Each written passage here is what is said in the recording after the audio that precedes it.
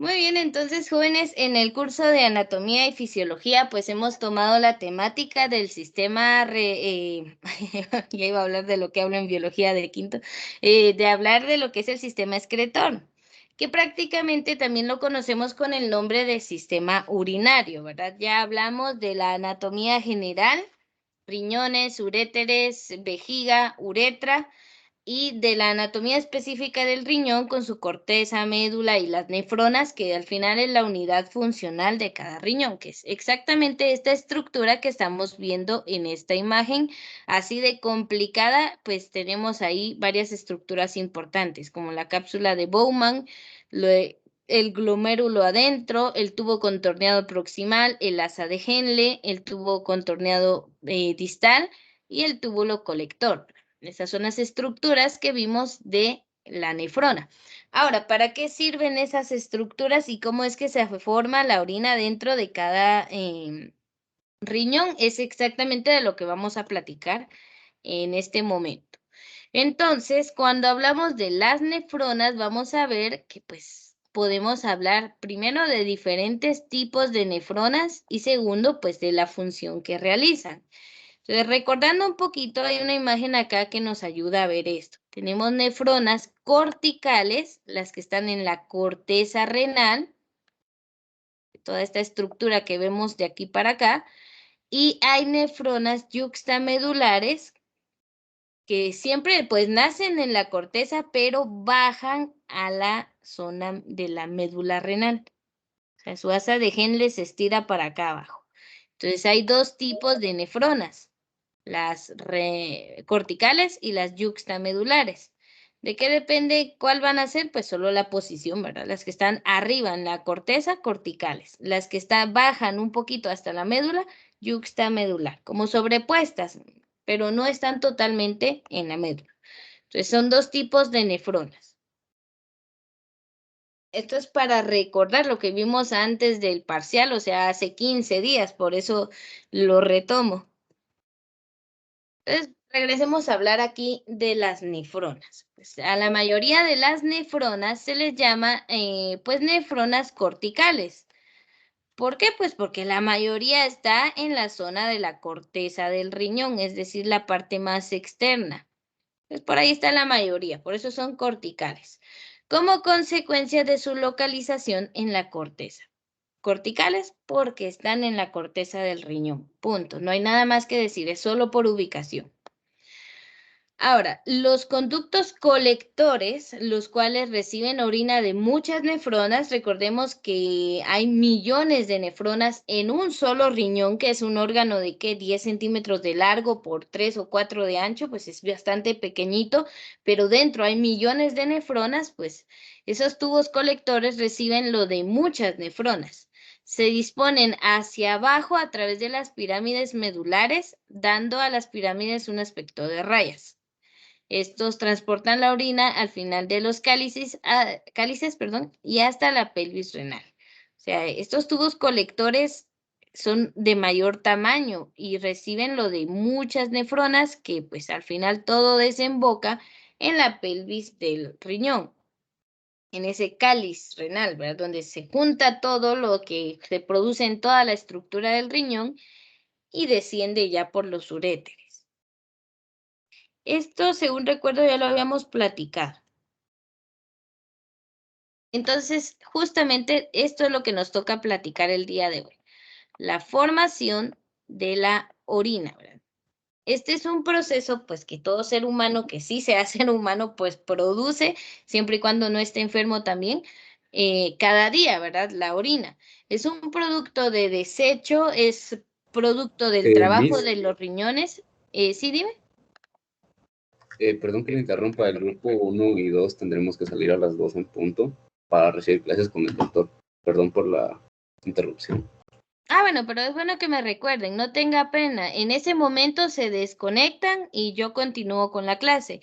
Lo que voy a hacer, por eso, como es el último tema, sí les voy a compartir el link de la grabación en la sección de anuncios en Geducar. Así ustedes ingresan y lo ven. Ahí les voy a colocar ahí para que marquen asistencia, porque es el último tema, entonces sí tienen que prestarle atención. Entonces, gracias por recordarme ese detalle. Vamos a terminar el tema y pues ya ustedes terminan de ver la grabación. En el momento en que vayan a salir, lo pueden hacer sin decir nada, solo se desconectan. Así seguimos trabajando y ustedes les queda la grabación después. Ok, Liz, gracias. Entonces, sí, no, a ti por decirme. Bueno, comencemos de nuevo que ya se me olvidó qué estaba diciendo. Veamos acá, la formación de la orina. Bueno, les digo que es un proceso natural del cuerpo humano, es necesario, un ser humano sano pues expulsa la orina porque es dañina, ayuda a que salgan del cuerpo las sustancias que están de más. Una persona que no produce orina es un problema grave, ¿sí? Se retiene líquido, se inflama, se puede intoxicar y hay un proceso llamado, se me fue el nombre, que es para las personas con insuficiencia renal. No sé si alguien sabe que les sacan la sangre del cuerpo para filtrarla en una máquina y la regresan ya limpia. Ya, es la hemodiálisis. Es un proceso doloroso que si los riñones están sanos, pues se realiza de manera natural en el cuerpo. Si hay insuficiencia renal, pues se hace hemodiálisis, que es justamente conectar a una persona a una máquina que le saca la sangre, la limpia y la regresa. Es un proceso un poquito pues doloroso, complicado. Qué mejor que los riñones para que lo hagan. Entonces pues hay que cuidarlos. Tome suficiente agua, aliméntese bien, evite las comidas muy condimentadas y las comidas chatarras. Así cuida sus riñones. Entonces, la formación de la orina es el resultado de 3 procesos. Número 1, filtración glomerular. Número 2, reabsorción tubular. Y número 3, la secreción tubular. Esa es pregunta de examen, la voy a hacer. Entonces, 3 procesos ayudan a formar la orina. En algunos textos van a encontrar 4, pero los podemos resumir en estos 3. Filtración glomerular, reabsorción tubular y secreción tubular. 3 procesos para la formación de la orina. Entonces, ¿en dónde se dan estos procesos? Pues obviamente es dentro del riñón, que estamos viendo todas estructuras, ¿verdad? Las arterias y venas renales, la médula, la corteza, el uréter, el cáliz renal, los cálices pequeñitos, la pelvis renal que recibe todo y pues ya se envía la orina hacia afuera. Dentro de la corteza, pues tenemos cada una de las nefronas donde hay un glomérulo, una cápsula de Bowman, y ahí se da la filtración, reabsorción, secreción, y la excreción es cuando sale del riñón la orina, ¿verdad? Entonces, estos son los 3 procesos que resumen todo lo que hace el riñón, lo que hace cada nefrona. Esto se da a nivel de cada nefrona. Muy bien, no sé si puedo cambiar de diapositiva o alguien está tomando nota. Ya puede cambiar, Miss. Muy bien, excelente. Entonces tenemos 3 procesos importantes que recordar. Y pues justamente hablemos de cada uno. Si quieren saber el origen de esta imagen, es del libro de Anatomía y Fisiología de la editorial Pearson, ¿verdad? Entonces ustedes pueden repasar. Acá se resume bastante bien. Entonces aquí tenemos la letra A. La letra A se da en esta estructura que es la cápsula glomerular donde está el glomérulo, o sea, la cápsula de Bowman, al inicio de cada nefrona. En ese inciso, pues, en esa parte de cada nefrona, las arterias y las venas, pues, llevan la sangre hacia allí. Entonces, ahí tenemos arteriolas aferentes. Es como la arteria más delgadita y pequeñita que puede haber. Pues aquí en el inciso A se va a dar la filtración glomerular, o sea, a nivel del glomérulo. Por eso se llama así. ¿Qué ocurre durante este proceso? Pues tenemos que el agua y los solutos más pequeños que las proteínas son dirigidos a través de las paredes capilares y los poros de la cápsula de glomerular o de Bowman al túbulo renal. O sea, allí durante cada uno de los túbulos renales, allí se va a pasar a comenzar a filtrar dentro del glomérulo. las cosas más pequeñas, ¿verdad? Que sean más pequeñas que las proteínas y los solutos, ¿verdad? Sales disueltas, alguna sustancia, glucosa en exceso si somos diabéticos o pues todo lo que ya vimos que puede estar presente en la orina, ¿verdad? Incluso células. Cuando hay una infección urinaria, pues incluso se expulsan los leucocitos. Entonces, pues esa filtración comienza en el glomérulo. Luego, en el inciso B, aquí a nivel del asa de Henle, tenemos la reabsorción tubular. Se filtra en el glomérulo, pero no todo lo que se filtra se tiene que expulsar. Hay cosas que aún le sirven al cuerpo, entonces pues se reabsorben. El agua, la glucosa, los aminoácidos, que son los componentes de las proteínas, y los iones necesarios son transportados al exterior del filtrado por las células tubulares y entran en la sangre capilar. Es decir, que lo que le sirve al cuerpo se regresa al cuerpo, no se expulsa en la orina.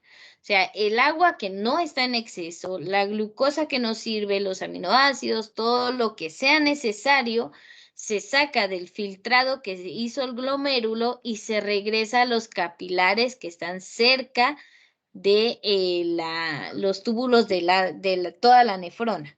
O sea que es como cuando usted, pues, no sé, está colando algo, pero se le pasan cosas que le sirven, la regresa al recipiente, no deja que se vayan en la pila, por ejemplo.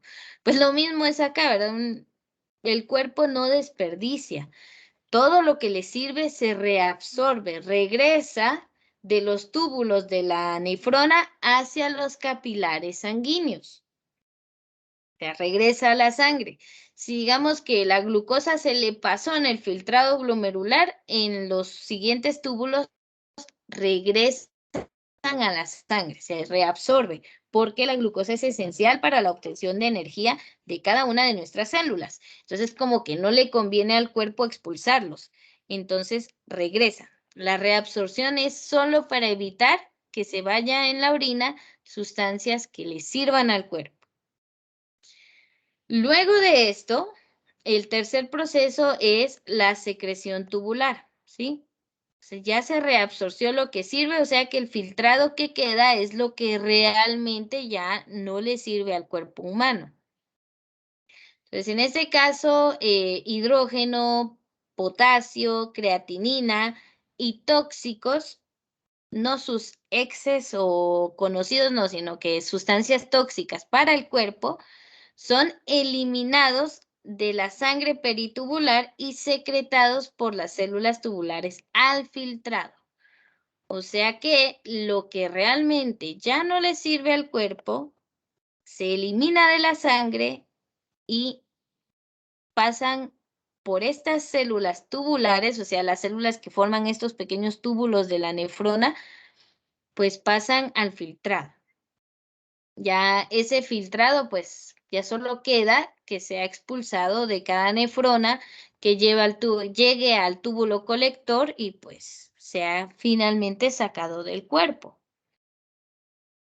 Eso es lo que al final pues le queda de todo ese filtrado. O sea que comienza en el glomérulo, pasa por todos los túbulos pues para que pueda darse la reabsorción tubular. Está el túbulo contorneado proximal, el asa de Henle, el distal, pues ya ahí se da la secreción tubular. Todo lo que ya no sirve se va en ese filtrado y ya llega al túbulo colector. En ese momento ya pues es orina, ya es ese desecho. Cuando se da esa secreción tubular es porque ya se formó la orina. Ya lo que se expulsó no le sirve para absolutamente nada al cuerpo. Muy bien. ¿Preguntas hasta este punto o si alguien está copiando o tomando nota, me dice por favor?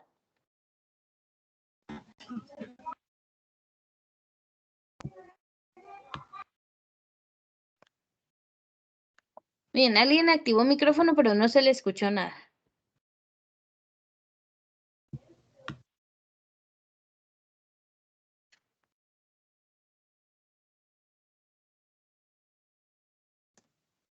Ya puede cambiar de diapositiva, Miss. Ok, muy bien. Entonces tenemos aquí estos tres procesos. A ver, ahorita los vamos a seguir platicando acá. Bueno, ignoren eso de tarea. Esta es la formación de la orina. Como les digo, se resumen esos tres procesos: filtración glomerular, reabsorción tubular y secreción tubular. Nada más, no hay mucho más que decir acá. Bueno, sí hay mucho más que decir, pero lo vamos a dejar resumido en estos tres pasos y de esta manera sencilla. Obviamente este esquema es bien sencillo comparado con la estructura de la nefrona que manejamos aquí. O sea, aquí está la sangre llegando al glomérulo, aquí se da la filtración glomerular, la reabsorción tubular es en todo este proceso, hasta llegar finalmente a la secreción tubular, que ya es cuando el filtrado llega al túbulo colector y es expulsado de la nefrona, ¿va? Y ya va hacia el resto del riñón. Por eso les digo, aquí se ve un poco más complicado el proceso que en el esquema tan sencillo que tenemos aquí, pero son los tres pasos, ¿verdad? Entonces, lo último que no habíamos trabajado acá justamente es esto. Pues nos faltan pocas diapositivas y con esto vamos a ir terminando. Entonces, las otras estructuras que nos quedaban del sistema excretor son pues el resto de conductos fuera de los riñones, los uréteres, la vejiga urinaria y la uretra. Vamos a ver algunos datos que nos hizo falta pues de cada uno. Primero tenemos a los uréteres, que son los conductos que vamos a encontrar justamente después de los riñones, o sea, hasta cada riñón, y pues de cada uno sale un uréter. Del riñón izquierdo pues sale el uréter izquierdo, del riñón derecho sale el uréter derecho. ¿Cómo distingo entre riñón izquierdo y derecho? Pues simplemente que el derecho está más abajo que el izquierdo, por el hígado. Entonces, ¿qué son los uréteres? Pues primero son dos tubos alargados que miden entre 25 y 30 centímetros de largo y 6 milímetros de diámetro. O sea, no llegan ni al diámetro de 1 centímetro, son muy pequeñitos. Por eso es que cuando hay cálculos en los riñones y tienen que ser expulsados por estos tubos, duele un montón. ¿De qué depende el largo de sus uréteres? Pues sencillamente de qué tan alto sea usted, ¿van? Si es chaparrito, 25 centímetros, si es más alto, 30 centímetros, pues depende, ¿va? De eso, de qué tan larga sea su cavidad abdominal. La parte superior del uréter es una continuación de la pelvis renal, o sea, es un solo conducto. Aquí adentro está la pelvis renal, pues recibiendo todo de las nefronas y los túbulos colectores, y eso pasa hacia el uréter. Continúa, o sea, ahí no hay una intersección, no hay una división, sino que es una continuación de la pelvis del riñón. Su recubrimiento mucoso continúa con el de la pelvis renal y de la vejiga, o sea que es un solo tubo, un solo conducto, tienen el mismo recubrimiento interno. En esencia, y aquí está la definición, los uréteres son conductos que transportan la orina desde los riñones hasta la vejiga. Así de simple, esa es su definición. Son conductos y nada más, del riñón a la vejiga. Esa es su función únicamente, ¿verdad? Ya sabemos que hay problemas como que el riñón baje de su posición, que puede pues hacer que los uréteres se enrollen, pues tengan problemas y retengan orina. Pero normalmente están en esta posición para que la gravedad pues les ayude a llevar lo que se produce en los riñones hasta la vejiga. Por eso los riñones están arriba y la vejiga está abajo, para que la gravedad ayude a que la orina descienda y se acumule dentro de la vejiga. Entonces es bastante sencillo, ¿verdad? No tienen una gran definición, solamente podemos tomar nota de dónde a dónde están, o sea, de riñones a vejiga y más o menos el largo posible que puedan tener. Estas son medidas estándar, pero cada cuerpo es diferente. Y obviamente esto es de un adulto, ¿verdad? Los uréteres de un niño pues van a ser más pequeños. Muy bien, ustedes me dicen si puedo cambiar de diapositiva.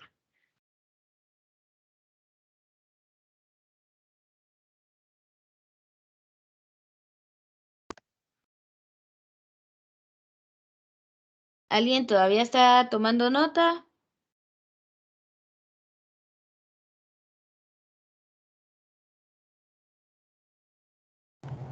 Sí, Miss. Ok, me avisas cuando termines, por favor.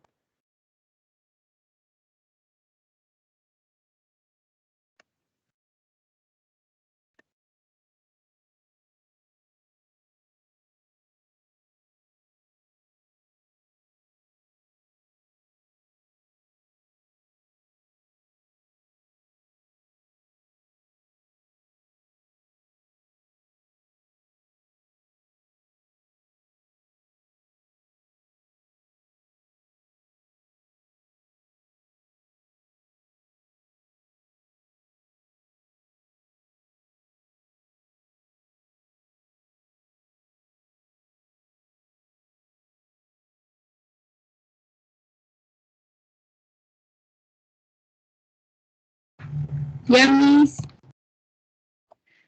Muy bien, entonces el siguiente órgano va a ser la vejiga urinaria. Miren, en sí la vejiga no tiene mayor diferencia entre el cuerpo masculino y el cuerpo femenino. Lo que sí es muy distinto es la uretra porque en el cuerpo femenino es un conducto corto de unos 3-4 centímetros y pues en el cuerpo masculino es de un largo más variable por diferencias anatómicas. Entonces, la vejiga urinaria, pues es un reservorio, ¿verdad? Esa es su función, va a retener la orina un tiempo porque los riñones pues la están produciendo constantemente, pero no se va a expulsar del cuerpo hasta que haya cierta cantidad. Entonces, la vejiga urinaria es un saco muscular liso y plegable porque puede mantenerse más pequeña cuando no hay orina y puede extenderse un poco cuando llega la orina a una cantidad pues un poco mayor. Entonces, es un saco muscular liso, plegable que almacena la orina de forma temporal, ¿sí? Esta es su función. Los uréteres es llevar la orina de los riñones a la vejiga. La función de la vejiga es almacenar la orina de forma temporal. ¿Cuánto tiempo? Pues si usted toma muchos líquidos va a ser poco, si usted no toma líquidos va a ser más, pero eso puede ser dañino para el cuerpo, ¿ya? Entonces, almacena la orina de forma temporal. Se sitúa en la zona retroperitoneal en la parte posterior de la sínfisis púbica, es decir, atrás de la zona púbica interna en el cuerpo, un poco hacia atrás, vamos a encontrar la vejiga. La vejiga es un órgano pues que está acostumbrado a eso, a guardar la orina, pero de forma temporal.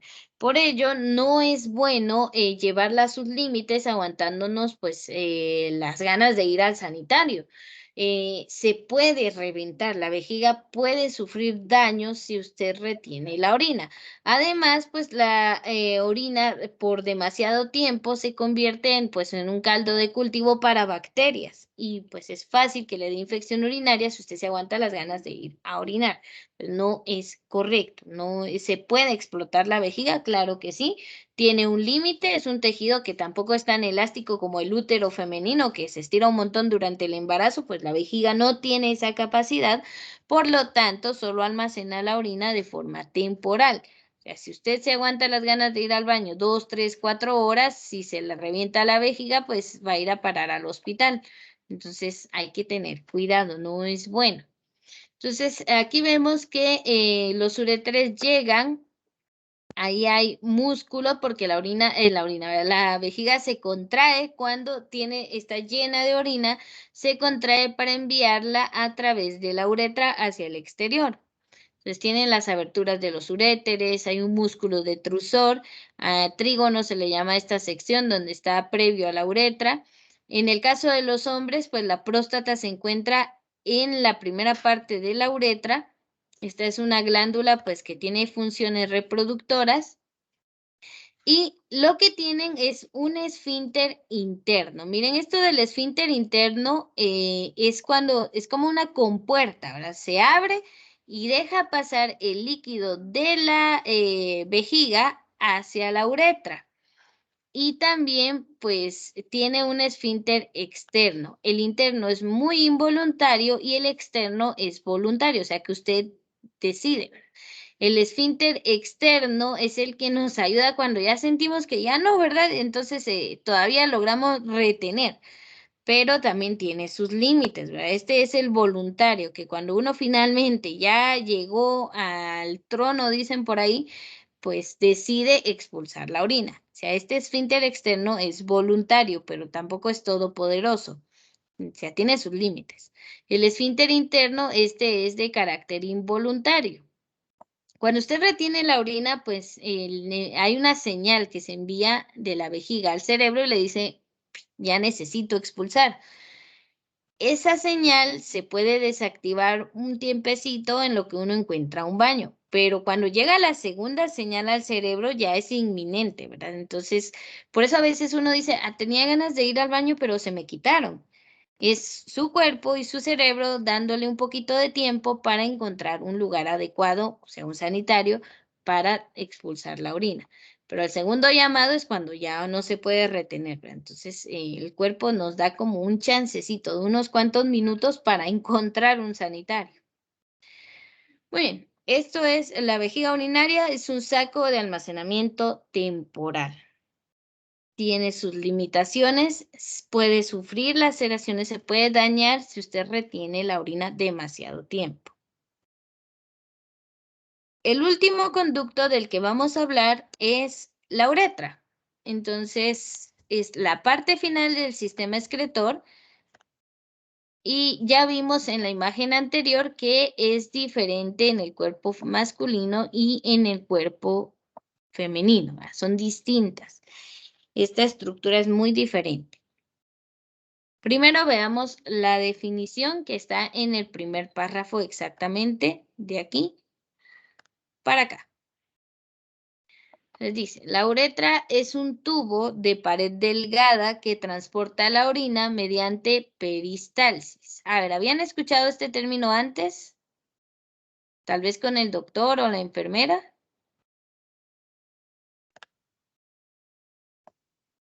¿O nunca lo habían escuchado?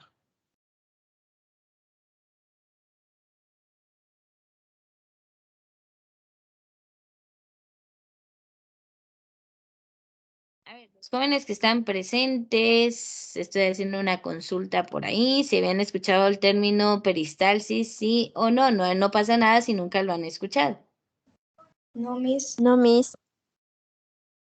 Ok, muy bien. Es que con ustedes no he dado el sistema digestivo, eso lo van a ver en quinto. Muy bien, miren, peristalsis es un tipo de movimiento involuntario. O sea, el que usted mueve su brazo, lo extiende, lo rota, lo gira o se cae, pues lo que pase con sus músculos y huesos, pues usted decide, eso es voluntario. Pero no sé si alguna vez han sentido cuando tienen mucha hambre que hasta pareciera que el estómago les está rugiendo ahí adentro o después de comer que sienten como que se movieran sus, bueno, decimos coloquialmente tripas, pero el término correcto es intestinos. A veces sentimos el movimiento de estos dentro de nuestro cuerpo, pues eso es peristalsis. Es un tipo de movimiento involuntario que usted no decide cuándo lo va a realizar y cuándo no, sino que sus vísceras o intestinos, estómago, hasta ¿cómo se llama esto? El esófago lo hace, que empuja las cosas pues de un punto a otro. Entonces, la vejiga también realiza peristalsis, se mueve, se contrae y expulsa la orina de la vejiga para que baje por la uretra y llegue al exterior del cuerpo. Entonces, peristalsis es un tipo de movimiento visceral que está fuera de su control. Por eso usted no puede regular cuándo la vejiga se va a contraer. La vejiga se contrae cuando ya está llena. Y entonces sentimos la necesidad de realizar la micción, o sea, de orinar. Entonces, eso es peristalsis. Los movimientos dentro de su cuerpo que usted no controla, por ejemplo, el de los intestinos, el del estómago y el de la vejiga y la uretra. Entonces, la función de la uretra es únicamente eso, llevar la orina de la vejiga hacia el exterior del cuerpo. En la unión vejiga-uretra, un engrosamiento del músculo liso forma el esfínter uretral interno. ¿Sí? Este es, como les decía, involuntario, que mantiene la uretra cerrada cuando la orina no está pasando. O sea, normalmente está cerrado.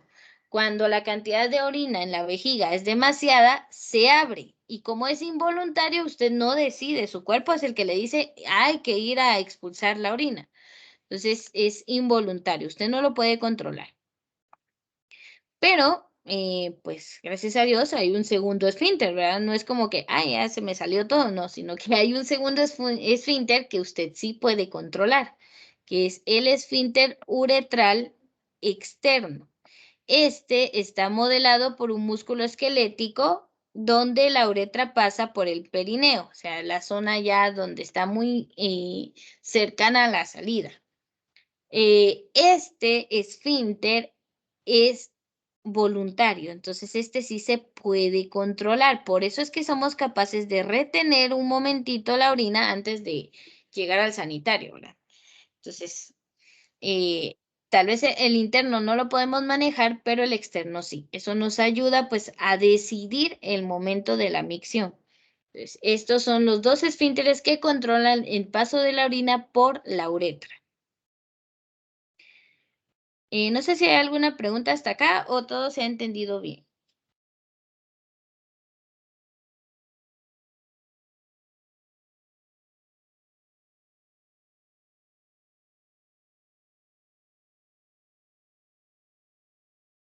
Muy bien. Si no hay preguntas, pues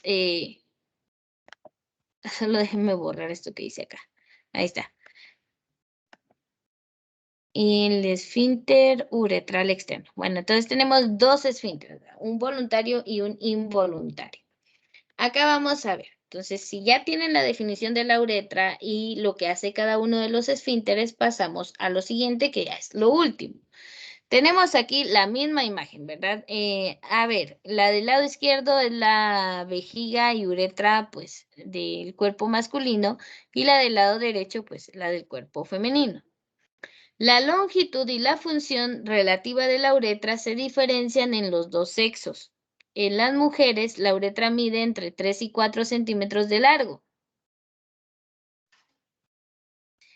Y su orificio externo se sitúa de forma anterior a la vagina, es decir, antes de la vagina hay un conducto que solamente sirve para la expulsión de la orina, que es el orificio uretral. En el cuerpo femenino sí está diferenciada la salida de la orina con el tracto reproductor, que es el canal de parto, ¿verdad? Donde pues se va en algún momento de su vida, si usted da a luz, pues por ahí va a salir un bebé.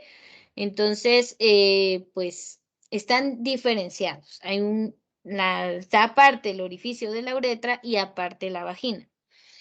Bueno, ¿cuál es la función de esa uretra? Pues conducir la orina hacia el exterior. Ahí está. En el caso de los hombres, la uretra puede medir, pues tiene un largo variable, pero por lo regular, pues unos 10 o más centímetros. Y este sí es una vía compartida entre el sistema excretor, que es la orina, y el sistema reproductor. Sí, es una vía compartida. El mismo orificio sirve para las dos cosas. Entonces, en el cuerpo femenino sí hay una diferenciación.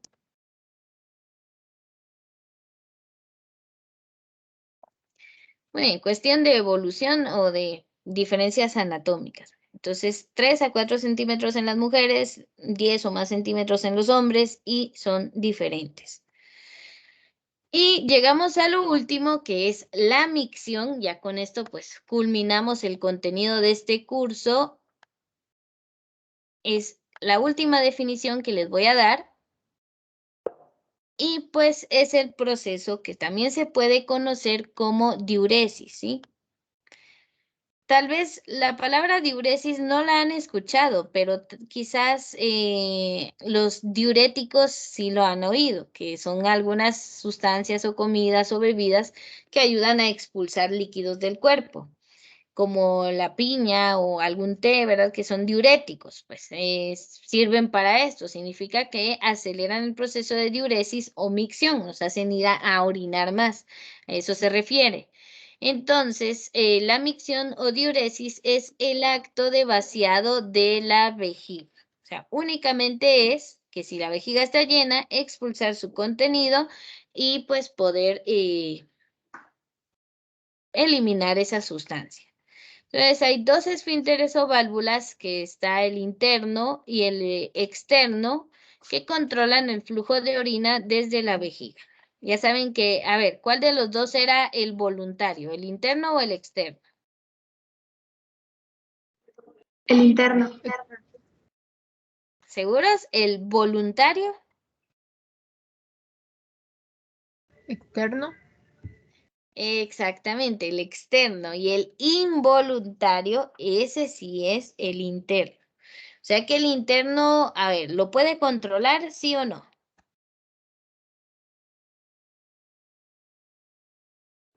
No. Muy bien. ¿Y el externo?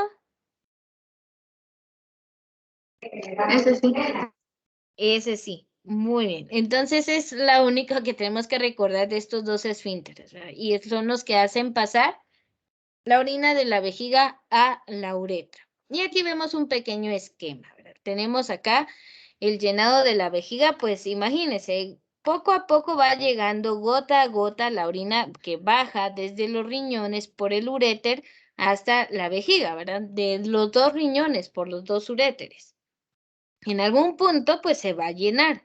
Entonces hay un reflejo de micción. Es como que la orina tuviera una marca, ¿verdad? Cuando la vejiga, perdón, cuando la orina llegue a esa marca, hay que expulsar. Entonces el reflejo de micción es que las paredes de la vejiga se contraen y empujan la orina hacia abajo, mientras las paredes de la uretra se relajan para que la orina pueda pasar. O sea, ese es el proceso. Y micción es a ese acto que le vamos a llamar así, vaciar la vejiga. Eso es micción o diuresis. Esos dos términos son los que le voy a consultar en la evaluación. Entonces, miren, este tema de la formación de la orina, que hace la uretra, la vejiga y los uréteres, y en sí, que es la micción, sería lo último que ingresaría en nuestra evaluación de unidad, que se va a realizar la próxima semana. Se recuerdan que es el jueves 30. Entonces, hasta aquí voy a dejar el contenido y finalizo la última grabación de anatomía y fisiología de este ciclo escolar.